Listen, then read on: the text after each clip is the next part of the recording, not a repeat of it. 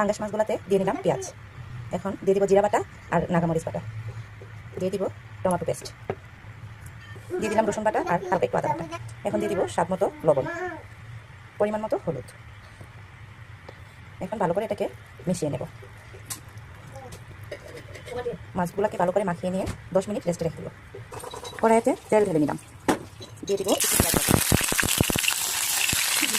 10 minute মাছটা রেস্টে রাখার পরে এই যে দেখেন পেঁয়াজগুলা দিয়ে দেবো মাছগুলোকে এখন দিয়ে নিলাম, নাড়াচাড়া দিয়ে ভালো করে মাছগুলোকে কষিয়ে নেব।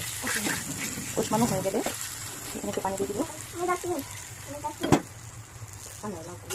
ঢাকনা দিয়ে রেখে দিব 10 মিনিটের জন্য। 10 মিনিট পরে আবার আসবো, 10 মিনিট পর আমি উঠিয়ে নেবো রাখবো। ওয়াও কি ম্যাজিক! এখন আমি উঠিয়ে মাছগুলো দেবো। মাছগুলোতে একটু লেবু পাতা দিয়ে দেবো। লেবু পাতা ভালো একটা প্ল্যান, সবাই জানেন। এখন আর একটু ঢেকে নেব। 2 মিনিট পর আমি ঢাকা উঠিয়ে নিলাম, নাড়াচাড়া দিয়ে নিলাম লেবু পাতাগুলো।